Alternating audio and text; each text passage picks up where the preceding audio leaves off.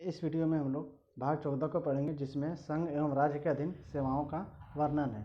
इसमें आर्टिकल 308 से लेकर 323 तक उल्लिखित है। ठीक है, तो इसमें जो हम लोग पहला चीज़ पढ़ने वाले हैं वो है 1854 में पहली बार लंदन में लोक सेवा आयोग की स्थापना हुई थी। ठीक है, पहली बार जो लोक सेवा आयोग की स्थापना हुआ था लंदन में हुआ था 1854 में, और इसके तहत पहली बार जो प्रतियोगिता परीक्षा का आयोजन हुआ वो 1855 में हुआ था। एक साल बाद ही प्रतियोगिता परीक्षा का आयोजन हो गया। उसके बाद भारत तरफ से किसने भाग लिया था, तो पहला चीज़ देखना है, सुरेंद्रनाथ बनर्जी जो है भाग लेने वाले पहले भारतीय थे, लेकिन वो फेल हो गए थे, मतलब पास नहीं कर पाए थे।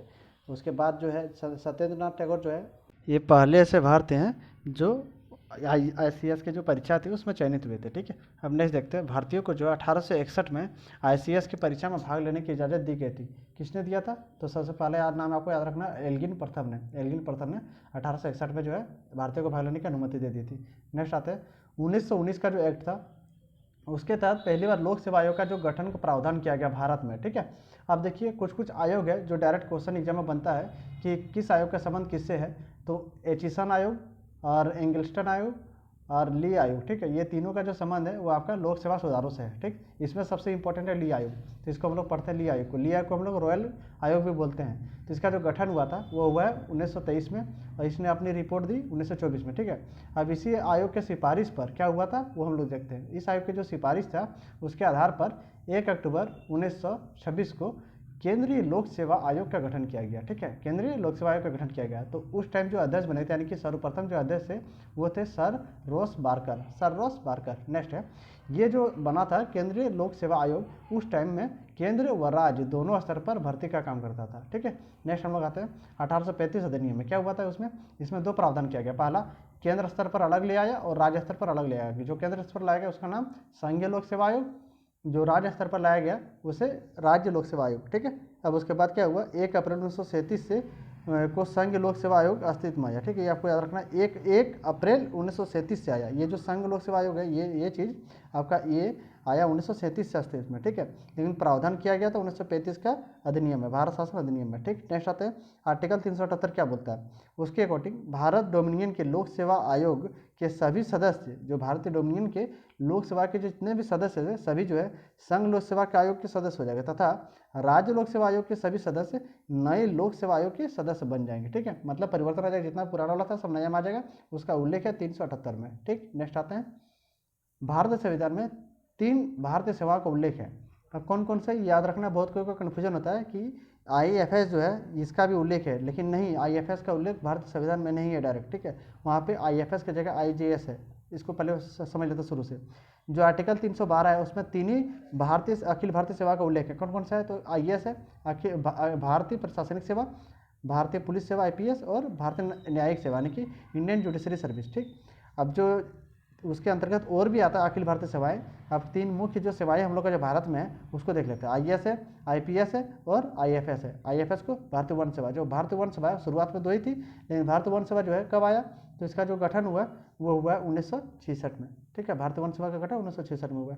नेक्स्ट हम लोग देख लेते हैं भारतीय जो अखिल भारतीय सेवा है और केंद्रीय सेवा है, दोनों में अंतर क्या है, तो इसमें दोनों में अंतर हम लोग जान लेते हैं। पहला है, जो अखिल भारतीय सेवा है इसकी जो भर्ती है वो करता है UPSC, और जो केंद्र सेवा इसकी भी भर्ती UPSC करता है। ठीक है, दोनों में सेम ही है, इसमें अंतर नहीं हुआ। नेक्स्ट देखते हैं, संघ व राज्य दोनों के लिए सरकार दोनों सरकार के लिए काम करता था। कौन, अखिल भारतीय सेवा, लेकिन जो केंद्र है वो सिर्फ केंद्र के लिए कार्य करेगा, यानी कि केंद्र सरकार के लिए। नेक्स्ट है अखिल भारतीय सेवा में, इसमें राज्य सरकार का आंशिक नियंत्रण होता है, लेकिन इसमें राज्य सरकार का कोई भी नियंत्रण नहीं होता, यानी कि राज्य सरकार से कोई लेना देना ही नहीं है। ठीक, नेक्स्ट देखते हैं इसका जो उदाहरण एग्जाम्पल, यानी कि अखिल भारतीय सेवा में कौन कौन सा एग्जाम्पल आता है, तो इंडियन फॉरेस्ट सर्विस हो गया, इंडियन एडमिनिस्ट्रेटिव सर्विस हो गया, इंडियन पुलिस सर्विस हो गया। ये सब सारा चीज़ जो IAS, IFS और IPS तीनों जो आता है इसमें अखिल भारतीय सेवा में आता है। लेकिन जब केंद्रीय सेवा की बात है तो उसमें रेलवे हो गया, बैंक हो गया, SSC हो गया, PO हो गया, ये सब सारा चीज़ केंद्रीय सेवा में आता है। ठीक है, नेक्स्ट हम लोग आते हैं नेक्स्ट आर्टिकल 315। इसमें क्या बोलता है कि संघ हेतु जो है संघ लोक सेवा आयोग होगा, यानी कि UPSC होगा, और राज्य हेतु राज्य लोक सेवा आयोग यानी कि स्टेट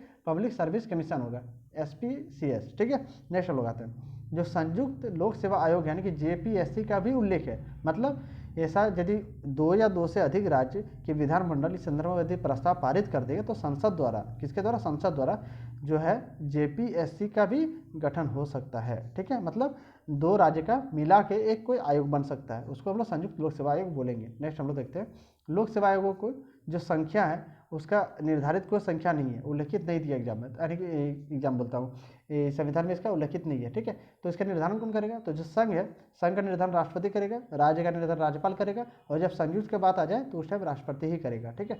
अब नेक्स्ट हम लोग देखते हैं आर्टिकल 316। आर्टिकल 316 में इनकी योग्यताएं, नियुक्ति और पदावधि यानी कि कार्यकाल का उल्लेख है, ठीक है। तो पहले हम लोग देखते हैं योग्यता। तो योग्यता में क्या बोला है कि आधे सदस्य की योग्यता का वर्णन है, ठीक है। मतलब इसमें आधे सदस्य जो है उसका योग्यता का वर्णन है, और जो शेष आधा है उसकी योग्यता का जो उल्लेख है संविधान में नहीं है, ठीक, ये याद रखना है। तो आधे सदस्य का योग्यता का उल्लेख उसमें क्या बोला कि यथासंभव आधे सदस्य ऐसे व्यक्ति होने चाहिए जिन्हें 10 वर्षों का प्रशासनिक जो है अनुभव होना चाहिए, ठीक है, ऐसा लिखा हुआ है। अब नेक्स्ट आता है नियुक्ति। तो इसके संबंध में सब क्लियर है कि नियुक्ति कौन करेगा। तो सबसे पहला चीज़ है जो संघ है और संयुक्त है, ये दोनों के में सदस्य और अध्यक्ष की नियुक्ति राष्ट्रपति द्वारा होगा, क्योंकि राष्ट्रपति इसका निर्धारण करता था संख्या का, इसलिए।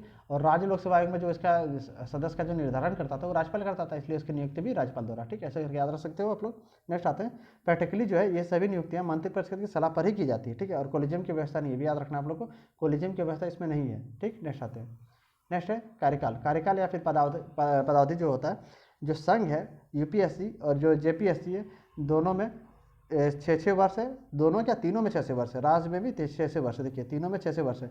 जो अंतर है वो है सेवानिवृत्त आयु में। तो संघ वाला जो उसमें 65 वर्ष है, संयुक्त में 62 है, और राज्य में भी 62 है, ठीक है। सबसे ज़्यादा आयु आपका संघ में है, ठीक, कितना 65 है। नेक्स्ट हम लोग आते हैं इस्तीफा।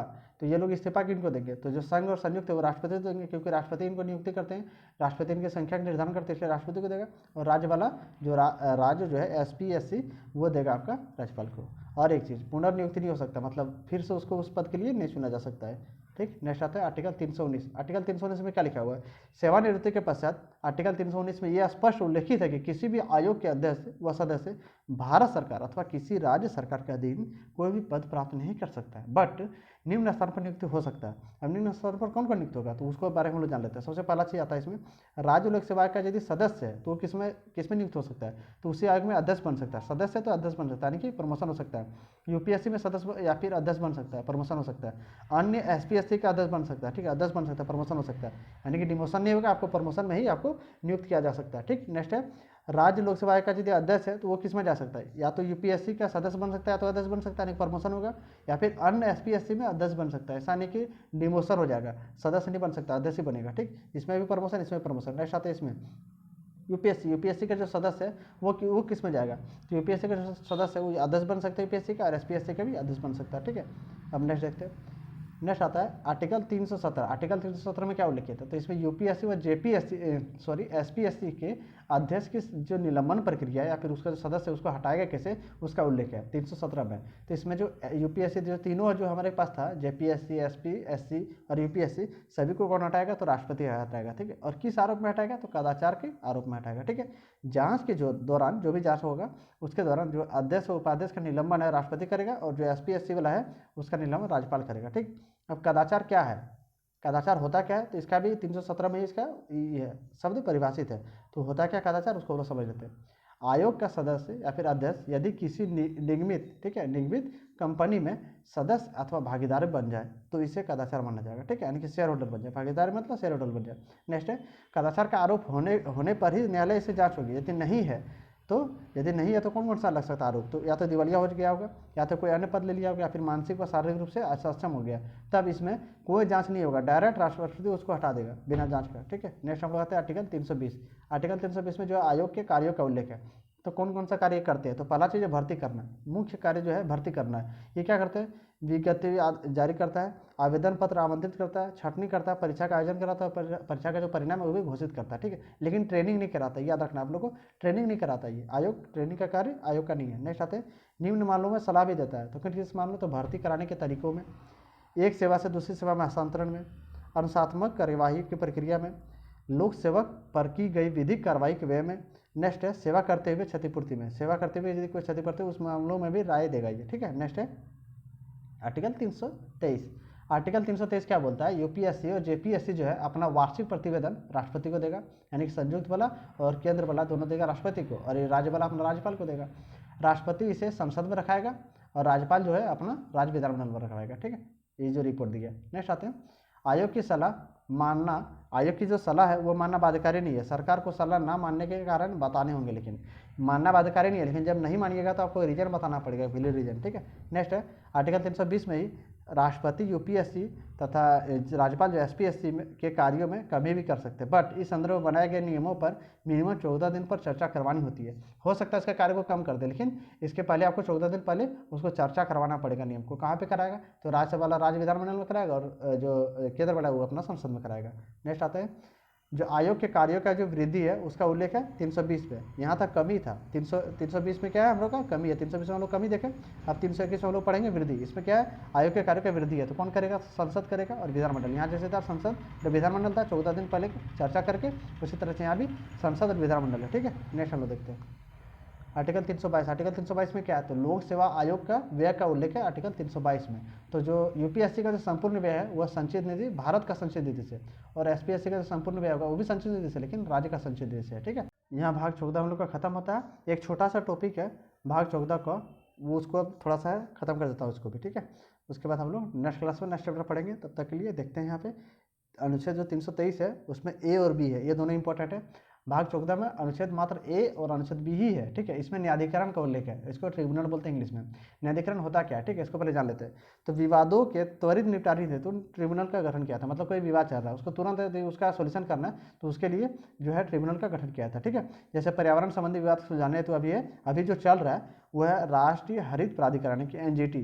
ठीक है, नेशनल ग्रीन ट्रिब्यूनल। ठीक है, इसको जो है कब गठन किया गया था, 2010 में। इसका जो फर्स्ट अध्यक्ष वो थे लोकेश्वर सिंह, ये याद रखना आप लोग को, लोकेश्वर सिंह जो इनके फर्स्ट अध्यक्ष है। ठीक है, अब नेक्स्ट आते हैं आर्टिकल जो 323 था ए, उसमें क्या है, तो सीएटी का उल्लेख है। सीएटी मतलब केंद्र प्रशासनिक अधिकरण का उल्लेख है, केंद्रीय प्रशासनिक अधिकरण का उल्लेख है 323 का ए में। नेक्स्ट है 323 का बी में क्या है, तो सीएटी को छोड़कर जो भी आएगा सब अदर ट्रिब्यूनल में आ जाएगा। ठीक है, नेक्स्ट है जो ए और बी दिख रहा है ये कब जोड़ा गया था, तो ये 42वां संविधान संशोधन से जोड़ा गया था।